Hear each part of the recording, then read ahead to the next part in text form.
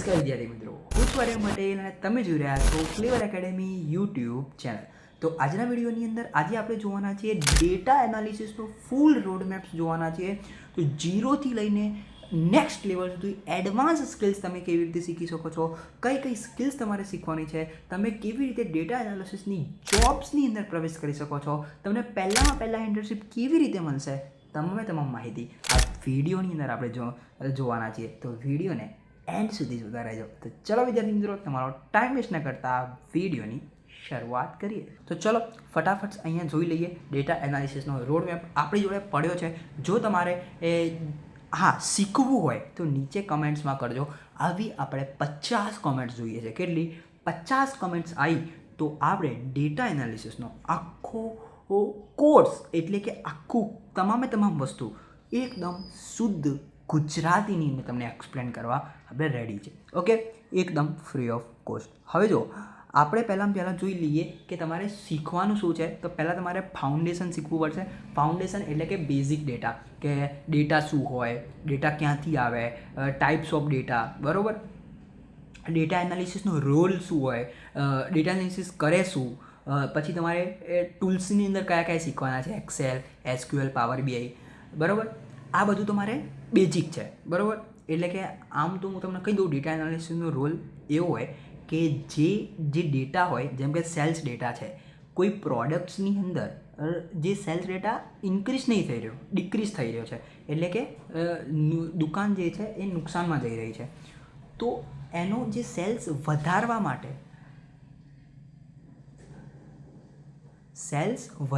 માટે તમારે શું કરવું પડશે? કયા મહિનાની અંદર કયો સેલ્સ, કઈ પ્રોડક્ટ્સની અંદર સેલ્સ ઓછો થઈ રહ્યો છે, એ કોણ બતાવશે? Data analysis.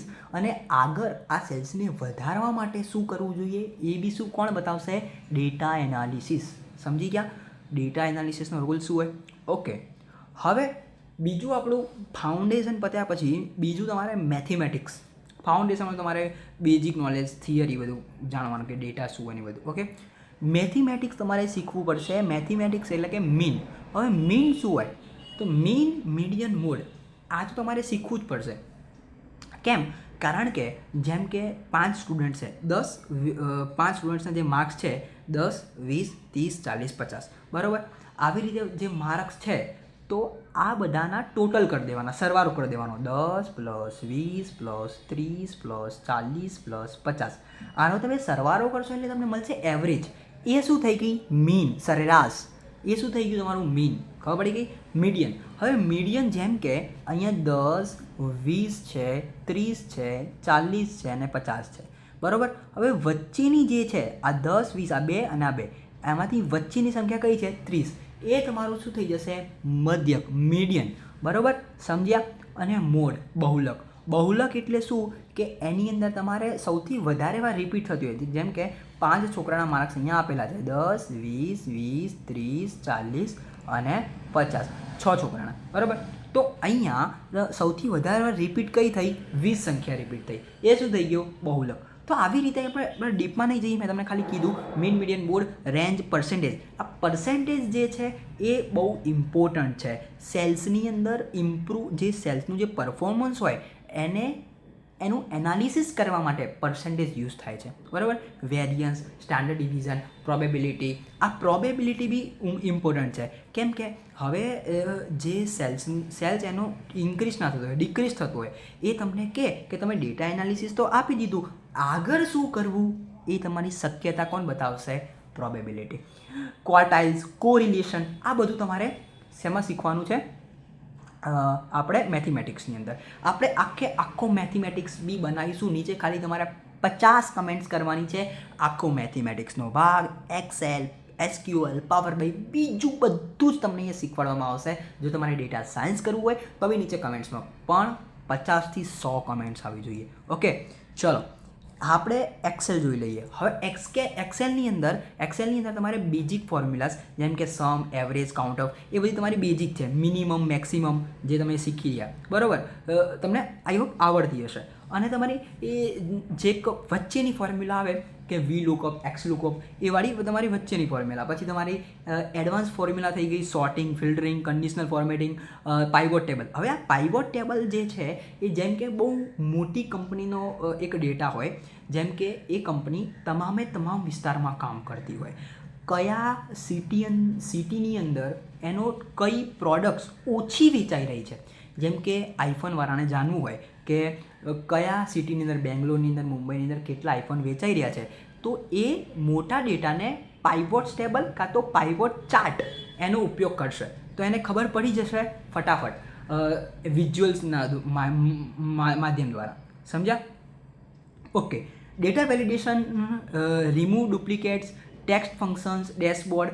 આ એક્સેલની અંદર ડેશબોર્ડ કેવી રીતે બનાવવું એ બી તમારે શીખવું પડશે એક્સેલની અંદર.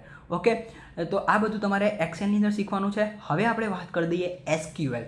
હવે એસક્યુએલ શું છે? તો એ ડેટાબેઝ છે, એની અંદર તમારો ડેટા સ્ટોર થશે. સમજી ગયા? તો સિલેક્ટ ફ્રોમ વેર, આ બધી એમની ક્વેરીઝ છે, બેઝિક ક્વેરી છે. પછી તમારે એડવાન્સની અંદર જવું હોય તો જોઇન્સ છે, ભાઈ ઓર્ડર બાય, ગ્રુપ બાય, એ બી તમારે શીખવું પડશે. ભાઈ એગ્રેગેટ ફંક્શન જે છે એ બી તમારા ઇમ્પોર્ટન્ટ છે, count if sum, average, minimum, maximum, એ બધા બેઝિક છે, બરાબર. પછી એડવાન્સ જે છે, એડવાન્સ ક્વેરીઝની આપણે વાત કરીએ તો join, inner join, right left join. આ જોઈન જે છે એ બહુ મોસ્ટ ઇમ્પોર્ટન્ટ છે, બરાબર. એસક્યુએલની અંદર એક મોસ્ટ ઇમ્પોર્ટન્ટ ટોપિક્સ કહી શકાય, બરાબર. એવી રીતે તમારા કેટલાક યુનિયન, ડિસ્ટિંક્ટ, ડેટ ફંક્શન્સ, આ બધું હું તમને લાંબાની અંદર સમજાવવા જઈશ તો વિડીયો લાંબો થતો જશે. ખાલી આની અંદર હું તમને એટલું કહી રહ્યો છું કે આ તમારે સ્કિલ્સ શીખવી જોઈએ, એટલે કે એસક્યુએલ તમારે શીખવું પડે ડેટા એનાલિસિસ કરવું હોય તો.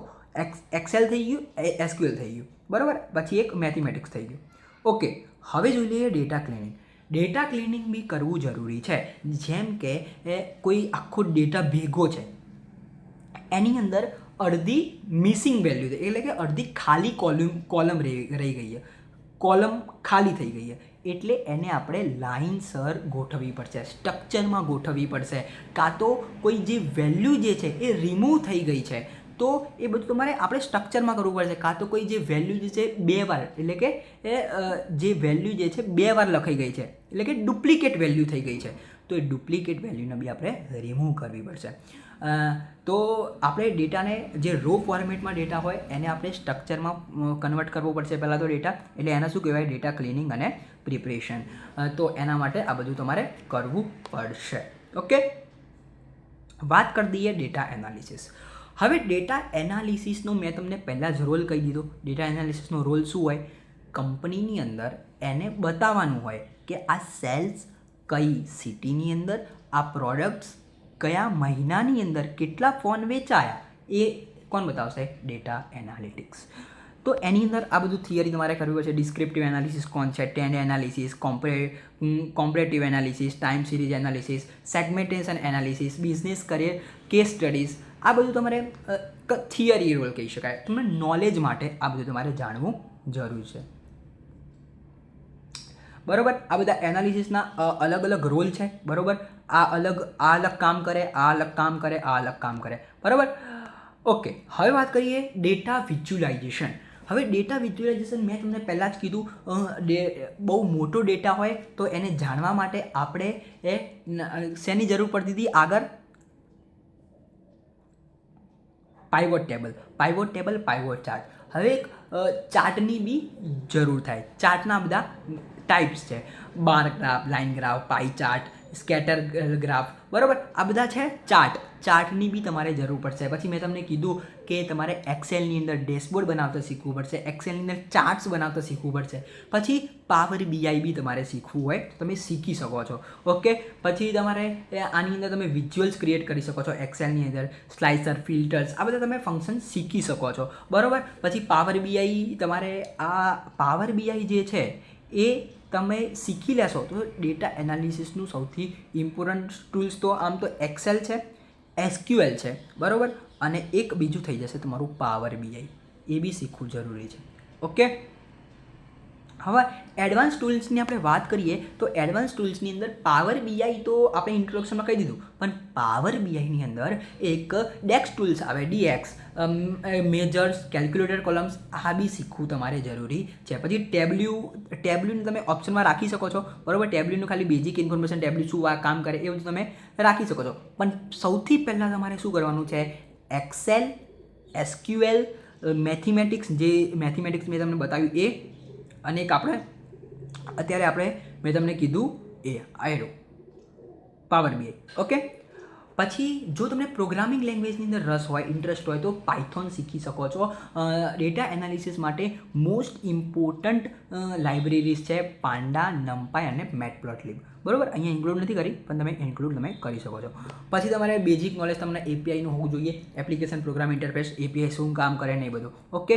પછી હવે રિયલ વર્લ્ડ પ્રોજેક્ટ તમે કેવી રીતે બનાવી શકો ડેટા એનાલિસિસના, sales analysis dashboard, customer analysis. Sales એનાલિસિસમાં તમે બતાવી શકો કે કઈ પ્રોડક્ટ્સ કયા મહિનાની અંદર ઇન્ક્રીઝ થઈ છે, ડિક્રીઝ થઈ છે, એ બધું મેં તમને કેટલી વાર ઉદાહરણ આપી દીધા.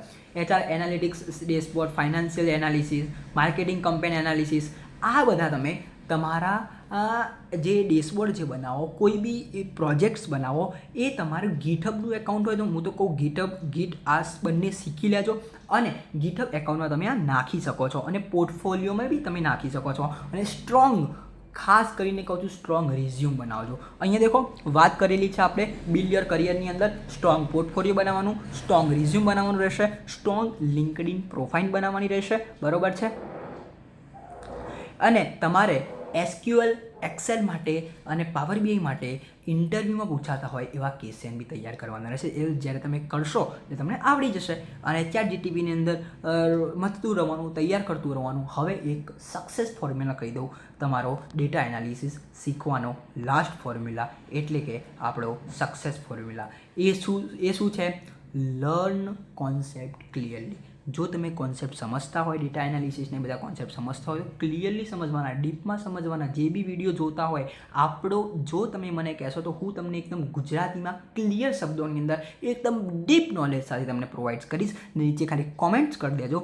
પ્રેક્ટિસ તમારે ડેલી કરવાની, બરાબર છે. અને પ્રોજેક્ટ અને પોર્ટફોલિયો તમારે બિલ્ડ કરવાના, જેથી તમે તમારા રિઝ્યુમ સ્ટ્રોંગ થઈ શકે છે, ત્યારે તમે ડેટા એનાલિસિસ બની શકો છો. ઓકે.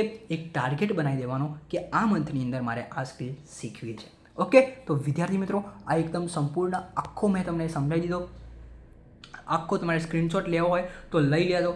આખો એક રોડમેપ મેં તમને કહી દીધો કે કયા કયા તમારે શીખવા જોઈએ. ઓકે. તો જોઈ લેજો. અહીંયા સ્ક્રીનશોટ લેવો હોય તો લઈ શકો છો. ઓકે. વિડીયો સારો લાગતો વિડીયો લાઇક કરી દેજો. ચેનલની અંદર ન હોય ચેનલને સબસ્ક્રાઈબ કરી દેજો. બેલ આઇકનને જરૂરથી પ્રેસ કરજો.